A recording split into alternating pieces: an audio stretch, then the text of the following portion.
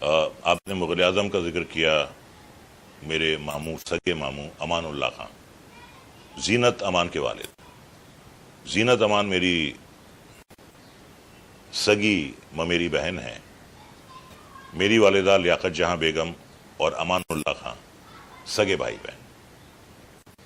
एक बात मैं आपको और बताना चाहूंगा कि उन्होंने तो मुग़ल आज़म लिखी थी, मेरे वालिद मुराद साहब ने उसमें राजा मान सिंह का रोल किया था मुग़ल आज़म।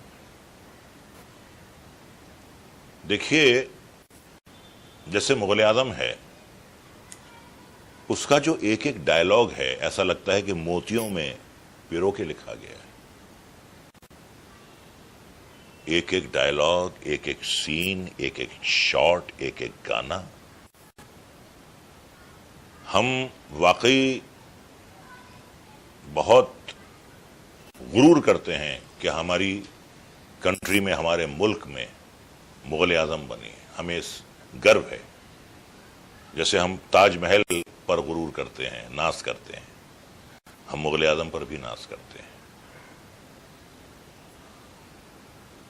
आसिफ साहब को ज्यादा पढ़े लिखे इंसान नहीं थे, लेकिन जुनून था, दीवानगी थी। मैं मिसाल दूंगा, जैसे मैंने मिसाल दी, आप राज साहब की मिसाल दी, ताजमहल की मिसाल दी। देखिए, ताजमहल भी जो है वो मोहब्बत की निशानी है। शाहजहां सिर्फ एक शहंशाह ही नहीं था, वो एक अपनी बीवी से दीवानगी की हद तक प्यार करने वाला एक शौहर भी था। और 14 औलादें हुई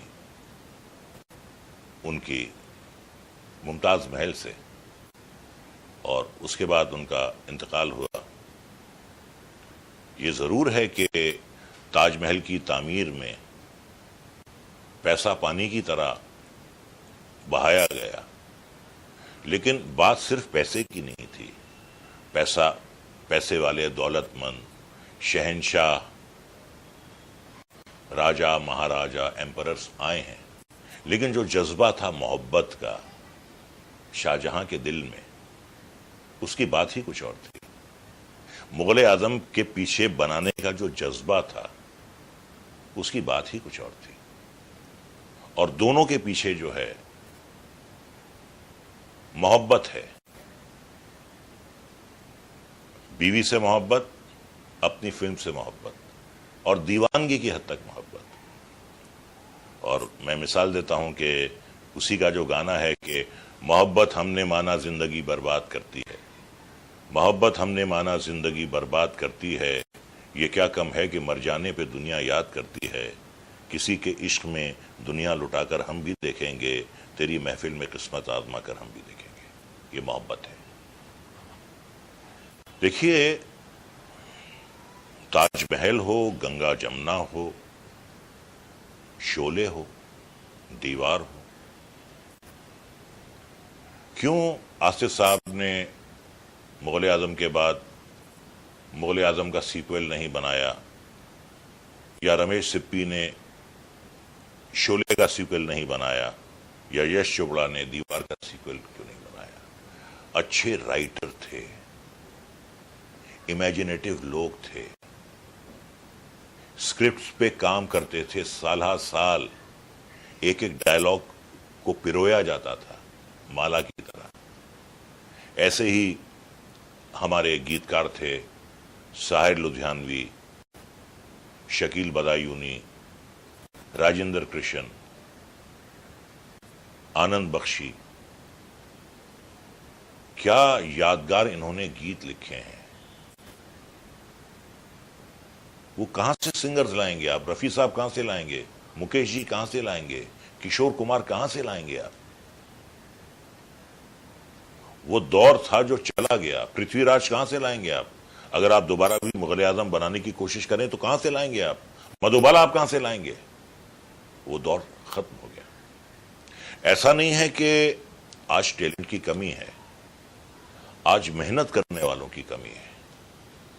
एक फिल्म बनती है, हिट होती है, उसका सीक्वल बन जाता है, पार्ट 1, पार्ट 2, पार्ट 3।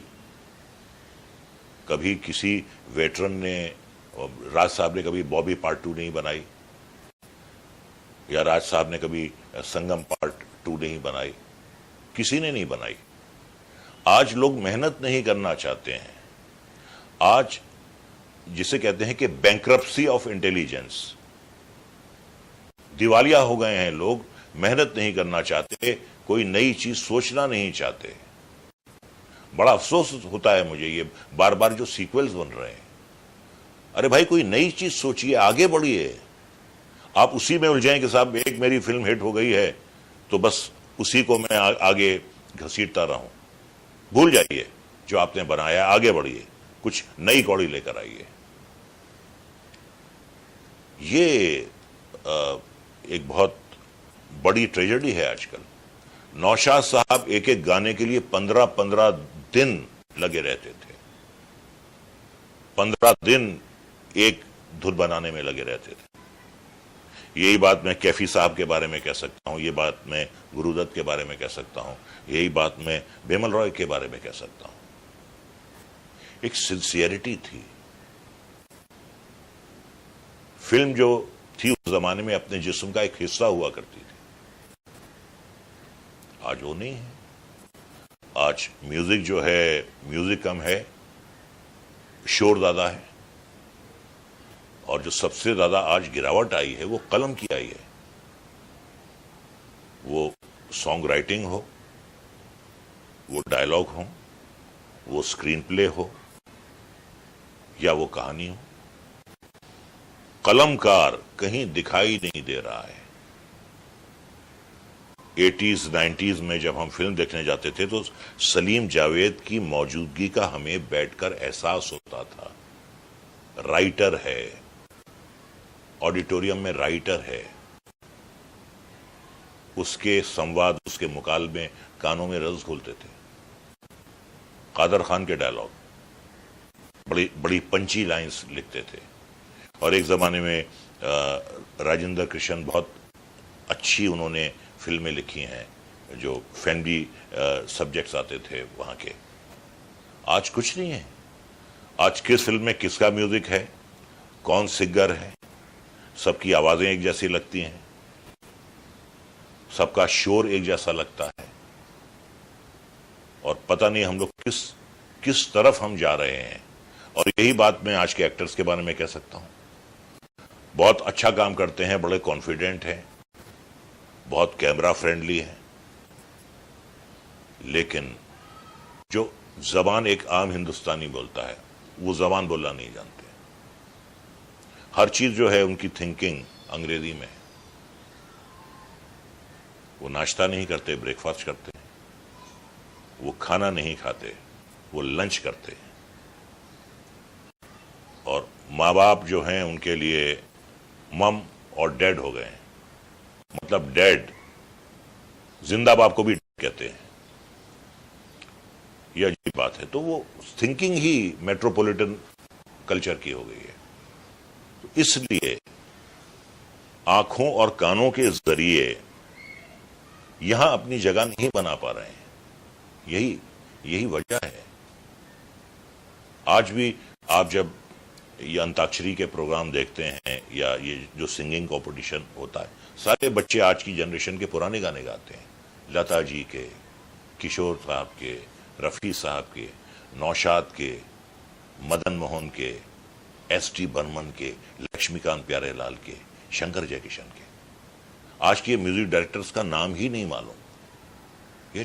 ये बहुत बड़ी ट्रेजेडी है। देखिए, मैं तो अपने आप को एक बहुत ही हकीर, एक बहुत ही छोटा सा हिस्सा मानता हूं इस इंडस्ट्री का, और मैं आज भी समझता हूं कि मैं इस काबिल नहीं हूं जो मकाम मुझे मिला, या मैं अपने आप को बड़ा खुशकिस्मत समझता हूं कि बेहतरीन डायरेक्टर्स, बेहतरीन एक्टर्स के साथ मुझे काम करने का मौका मिला। मैं समझता हूं कि मेरी तकदीर अच्छी थी, अच्छे डायरेक्टर्स मिले, अच्छे किरदार निभाने के लिए मिले। ऐसा नहीं है कि मुझ में कोई ख़ास बात है। मैं अपने आप को एक एवरेज एक्टर मानता हूं। मैं ठीक ठाक एक्टर हूं, बहुत अच्छा एक्टर भी नहीं हूं, ठीक ठाक एक्टर। जो मिलता है उसे निभाने की कोशिश करता हूं। हाँ, लेकिन एक बात ज़रूर कहूंगा अपने बारे में कि जो भी मैं काम करता हूं, जो भी मुझे किरदार मिलता है, आई गिव माई 100%। वो अगर छोटी फिल्म है या वो बड़ी फिल्म है या वो रीजनल फिल्म है, तो मैं अपना 100% देता हूं। मैं उसमें जान डालने की कोशिश करता हूं, मैं पूरी मेहनत करता हूं, और मुझे इसी उम्मीद के साथ लिया जाता है कि अगर हम रजा मुराद को ले रहे हैं तो वो इस किरदार के साथ इंसाफ करेगा, इस पर पूरा उतरेगा कसौटी पर। तो जो भरोसा वो मुझ पर करते हैं, उस भरोसे को मैं हमेशा कायम करने की कोशिश करता हूं। अमरीश जी, अमरीश पुरी जी, ऐसा एक्टर भी शायद ही पैदा हो, क्या उनका इम्पैक्ट आता था स्क्रीन पे, क्या क्या उन्होंने किरदार किए हैं। फरहान साहब 400 किरदार उन्होंने जिए। अजीत साहब कितने कूल होते थे कैमरे के सामने, लगता ही नहीं था कि कैमरा कहीं है, इतने कैमरा फ्रेंडली होते थे अजीत साहब। क्या दौर था वो। और आज तो विलन ही नहीं है फिल्मों में। तो जब तक लोग रावण से या रावण की हरकतों से नफरत नहीं करेंगे, तो भगवान रामचंद्र जी की कदर कैसे करेंगे। जब तक आप बुराई को नहीं दर्शाएंगे तो अच्छाई की कदर कैसे होगी। और भी जो मजहबी किताबें हैं, वो बाइबल हो, वो रामायण हो, वो गीता हो, वो महाभारत हो, कुरान शरीफ हो, कुरान शरीफ में शैतान है, बाइबल में जूडा है, रामायण में रावण है, महाभारत में भी कितने किरदार हैं। तो बुराई जो एक दर्शाई जाती थी, वो आज नहीं दर्शाई जा रही, क्योंकि फिल्में चल रही हैं, उसके बगैर चल रही हैं। तो आज हीरो विलन स्टोल कर लेता है, हीरोइंस भी वैम्प स्टोल कर लेती हैं, ठीक है, उसमें कोई बुराई नहीं है। हम उन ओल्ड टाइमर्स में नहीं है कि साहब जमाना तो हमारा था और फिल्में तो हमारी बनती थीं और आजकल क्या बन रहा है। नहीं, ऐसा नहीं है। हम कुछ खिसियानी बिल्ली की तरह हम बात नहीं कर रहे हैं, लेकिन उसके साथ साथ जो एक इम्पैक्ट एक विलन का आता था, विलन के आने से जो दर्शक थर्रा जाते थे, औरतों की सांस रुक जाती थी, बच्चे अपनी माओ की गोद में छुप जाते थे, वो आज नहीं है।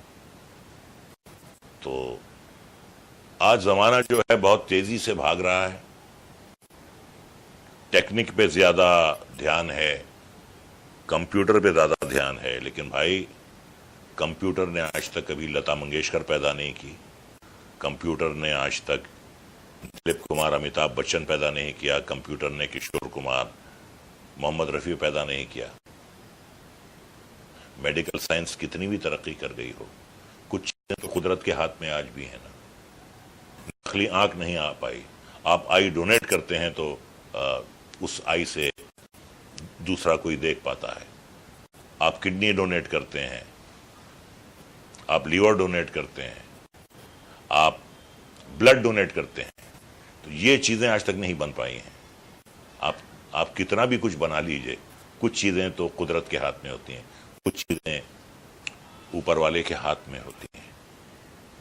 वो टैलेंट देता है जिसको भी दे दे, तो उसके आगे तो कंप्यूटर भी फेल है ना। क्या कर लेगा कंप्यूटर? क्या लता मंगेशकर की आवाज में गा सकता है या दिलीप कुमार के जज्बात ला सकता है? कुछ चीजें उसके हाथ में, कुछ चीजें उसके हाथ में रहने भी दीजिए।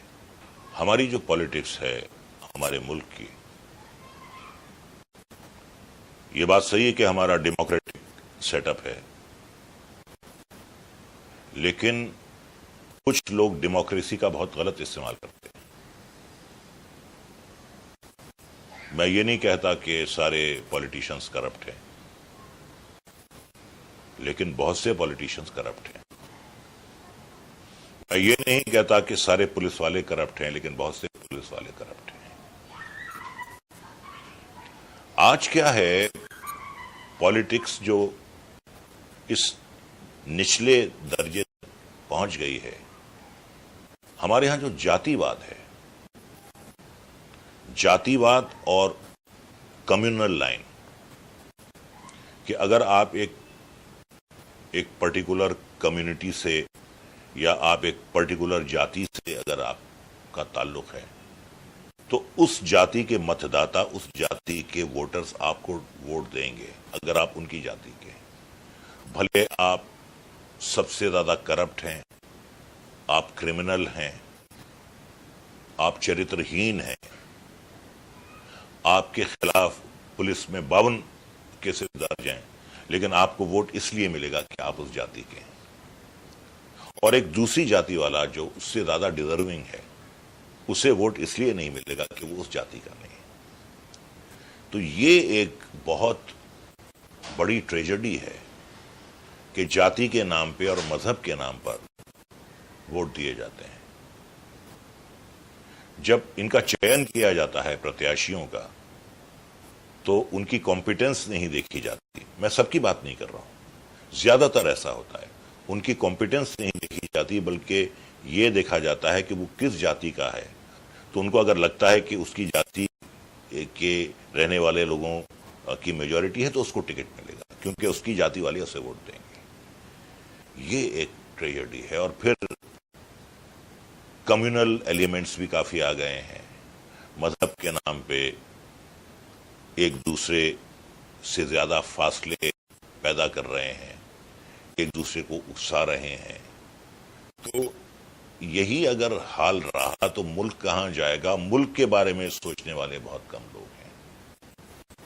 और जहां ये खुदगर्ज नेता, बहुत से अच्छे पॉलिटिक्स में कुछ बहुत अच्छे लोग भी हैं, बहुत अच्छे लोग हैं, लेकिन ऐसे बहुत कम हैं जो देश हित के बारे में सोचते हैं।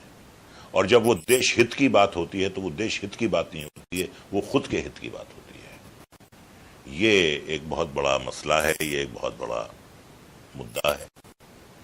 करप्शन, रिश्वतखोरी, फेवर करना एक दूसरे को, ये तमाम बातें हैं कि अमीर बहुत ज्यादा अमीर हो रहे हैं, गरीब बेचारा जो है पहले भी परेशान था, पहले सिर्फ परेशान था, आज बहुत परेशान है। तो ये बातें हैं और इससे इनकार नहीं किया जा सकता कि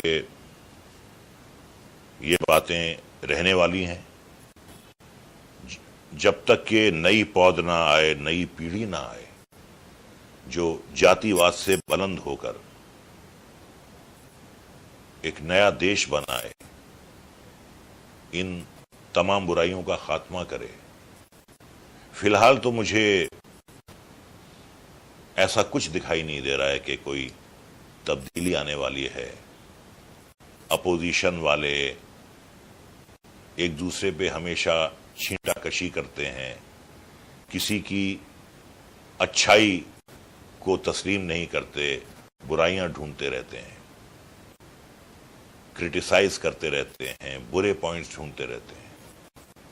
एक बहुत ही ज्यादा पॉलिटिक्स में जो है एक गंदगी से आ गई है। और गंदगी ऐसी आ गई है कि आज अगर कोई इंसान गलत काम करता है, गलत राह पर जाता है, कहते हैं ये पॉलिटिक्स कर रहा है। पॉलिटिक्स का नाम जो है इतना बदनाम हो गया है। और जो करप्ट हैं वो पकड़े भी जाते हैं तो उन पे मुकदमे चलते हैं, मुकदमे 15 साल तक चलते हैं।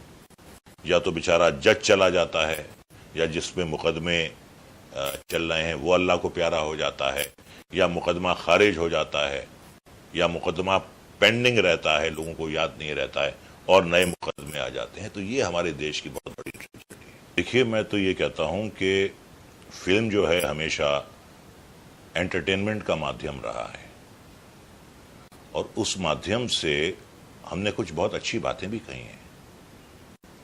हमने ये भी कहा है कि अनहोनी को अनहोनी कर दें, होनी को अनहोनी, एक जगह जब जमा हो तीनों, अमर अकबर एंथनी। हमने नेशनल इंटीग्रेशन की बात कही है। हमने ये भी कहा है कि कर चले हम फिदा जानो तन साथियों, अब तुम्हारे हवाले वतन साथियों। हमने फिल्मों के जरिए देशभक्ति की भावनाएं जगाई हैं। हमने फिल्मों के जरिए कौमी यकजहती को ग्लोरीफाई किया है। हमने फिल्मों के जरिए हमेशा ये दिखाया है कि बुरे काम का बुरा नतीजा होता है। वो जो दुर्गत बनती थी विलन की क्लाइमेक्स में, वो एक इबरत होती थी ऑडियंस के लिए। लेकिन आज की जो फिल्में हैं, आप देखिए, क्राइम को ग्लोरीफाई किया जाता है, क्राइम को एक ग्लैमरस तरीके से पेश किया जाता है।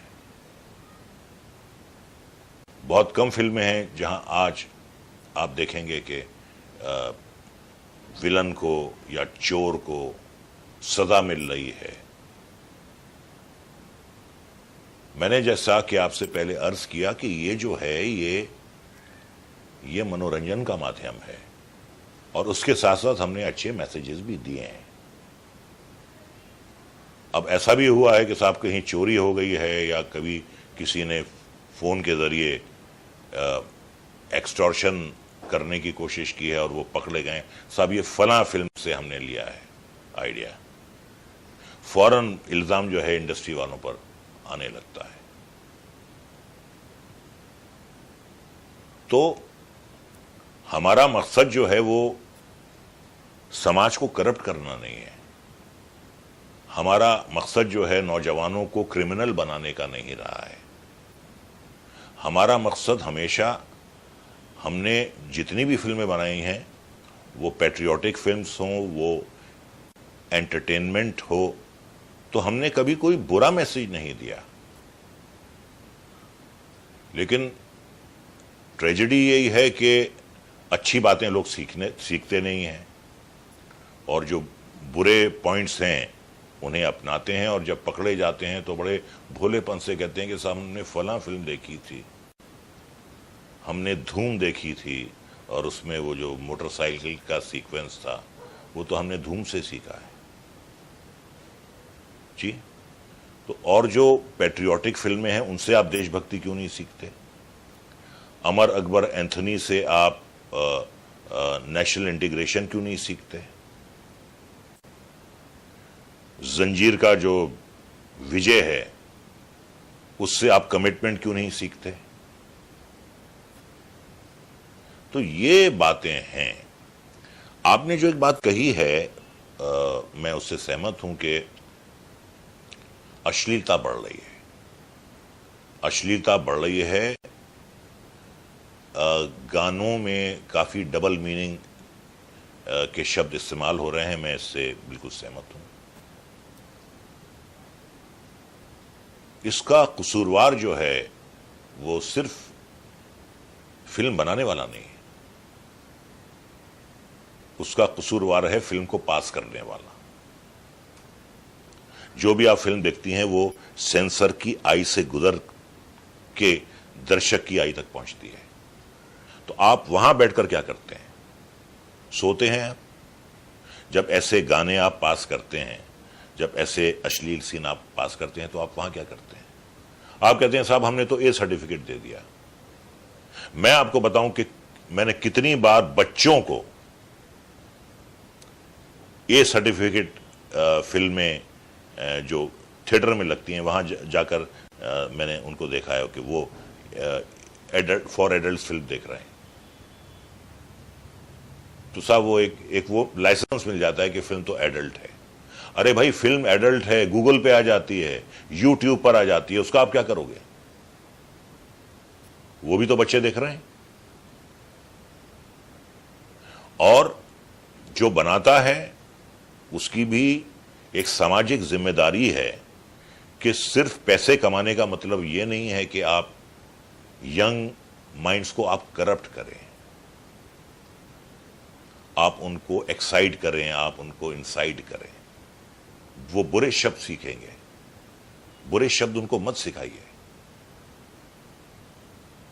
ये बात है आज देखने वाला, बनाने वाला और पास करने वाला। देखने वालों को भी प्रोटेस्ट करना चाहिए कि ये आप क्या दिखा रहे हैं।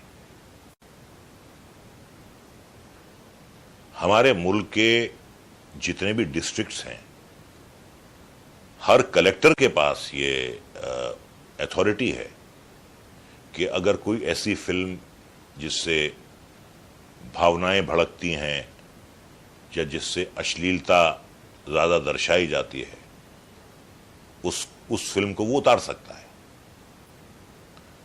ऐसा होता नहीं है। और यकीनन मैं ये कहूंगा कि इसमें सेंसर भी काफी हद तक जो है वो दोषी है। कोई भी फिल्म बगैर सेंसर सर्टिफिकेट के नहीं लगती है, तो क्यों आप अलाउ करते हैं? जब आप बाहर से आते हैं, आप एयरपोर्ट पे उतरते हैं, तो आप एक कस्टम के थ्रू गुजरते हैं ना। You just don't walk out. आप ग्रीन चैनल से जाते हैं, वहां भी आपका सामान स्क्रीन होता है। तो सेंसर वाले वहां स्क्रीन करने के लिए बैठे हुए हैं।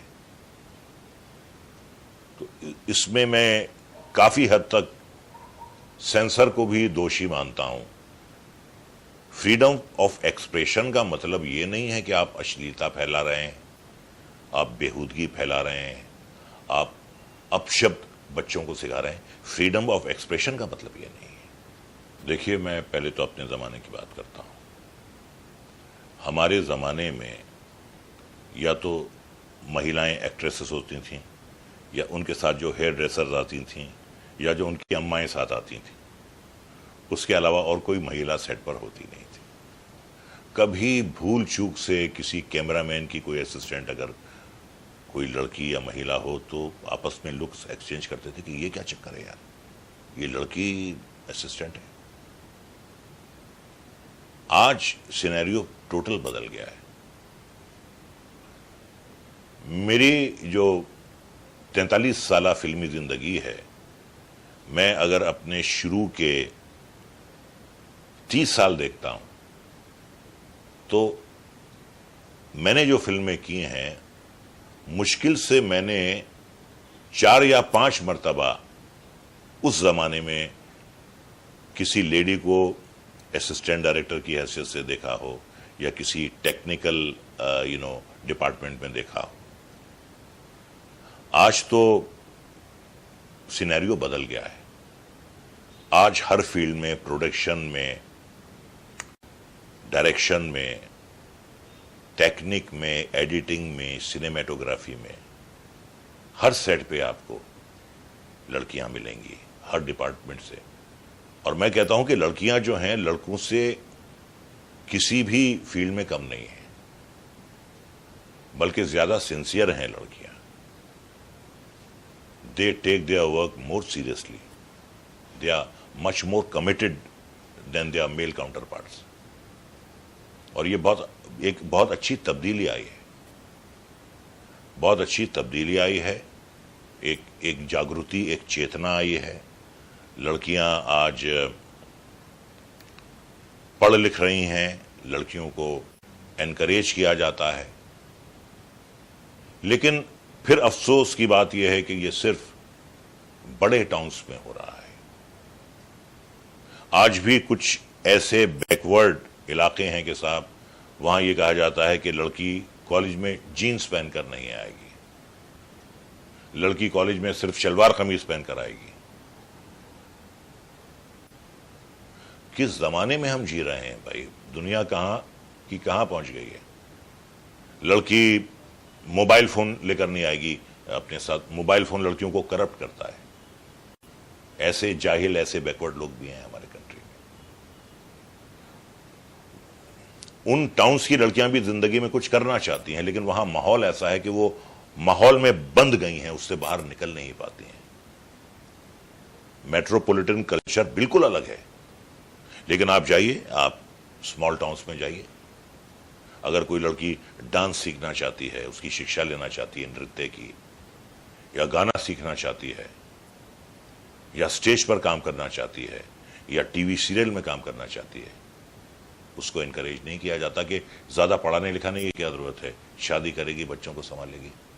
अरे नादानों, बच्चों को संभालेगी, अगर अच्छी तालीम याफ्ता होगी तो उसे हाइजीन के बारे में मालूम होगा, उसे ये मालूम होगा कि बच्चों को कौन सी ग़िज़ा देनी चाहिए, किसमें विटामिन हैं, किसमें मिनरल्स हैं, किसमें कैल्शियम है, किसमें कार्बोहाइड्रेट है। वो अच्छी तरह बच्चों की परवरिश करेगी, और भगवान ना करे अगर परिवार पर कोई बुरा वक्त आता है तो वो नौकरी करके अपना पेट भी पाल सकती है। लेकिन वहां छोटे शहरों में आज भी जो है हालात बड़े ही बैकवर्ड हैं।